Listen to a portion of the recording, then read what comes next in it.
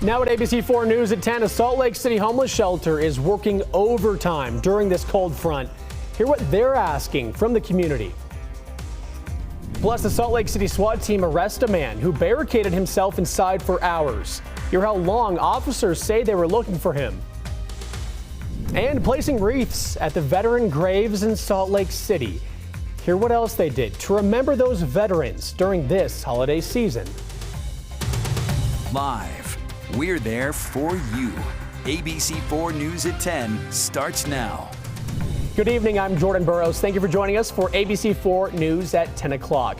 Let's start with weather because it's one of the most important things we're following into this holiday season. We know that we are going to be frigid temperatures overnight. So let's get to ABC4's pinpoint weather forecast with Bob Ador. Bob?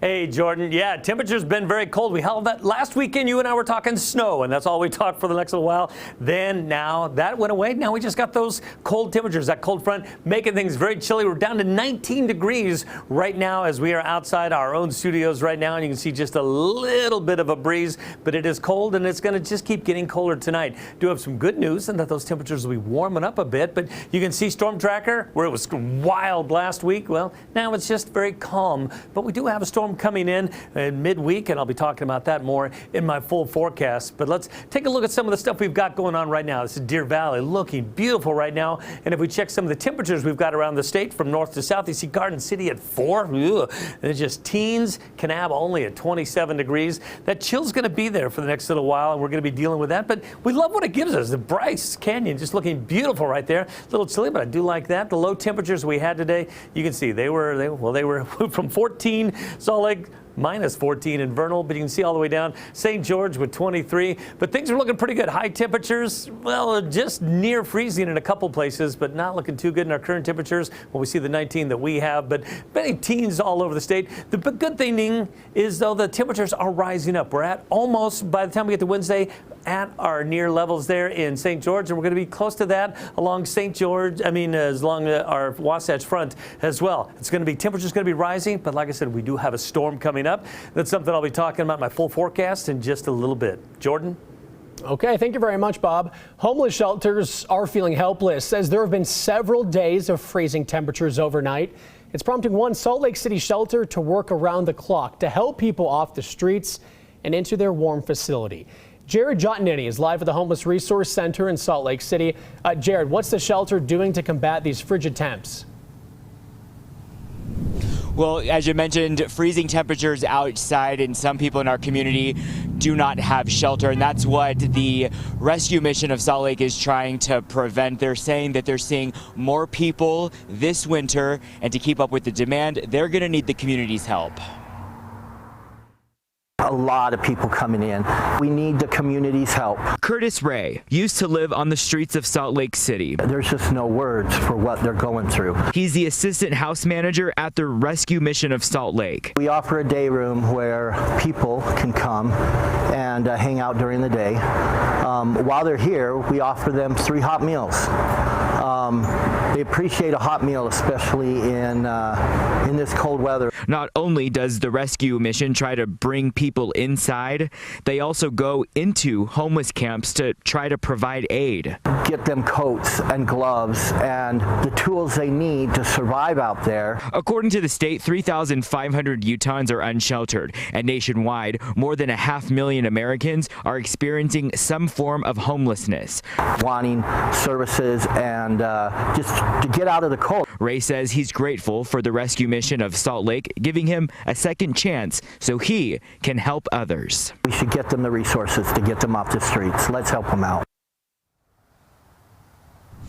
Again, the rescue mission is looking for all types of warm clothing, gloves, jackets, coats. For more information on how to donate or for a list of their services, you can head to our website, abc4.com.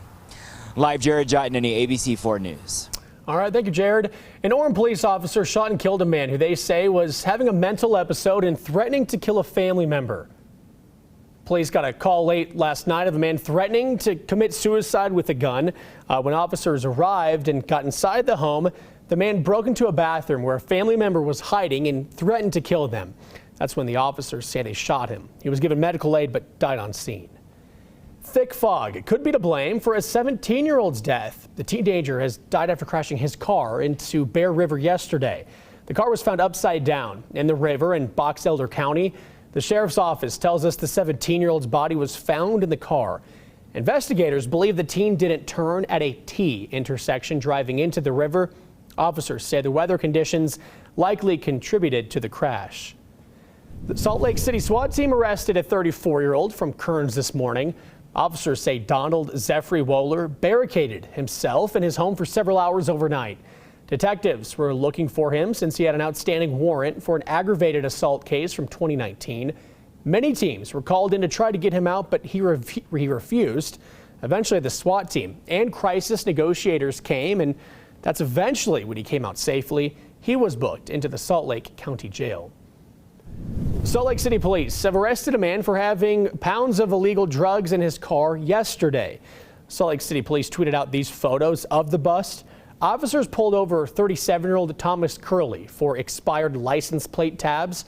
During that stop, they say they smelled marijuana in the car and detained Curley for questioning.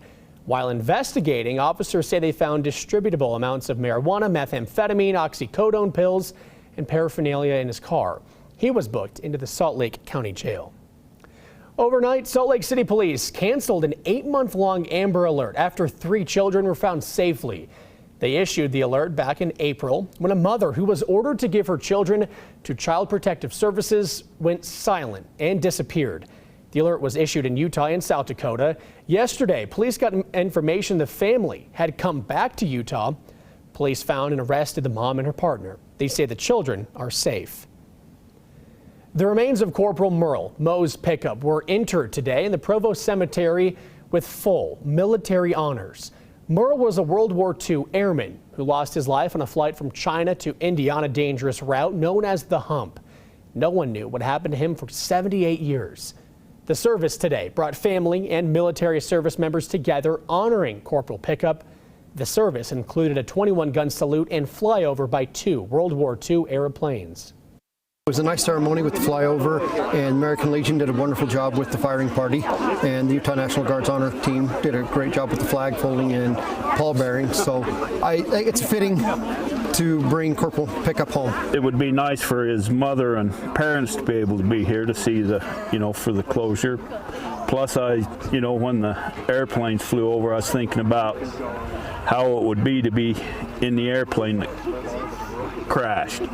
But it was a real nice, tender ceremony.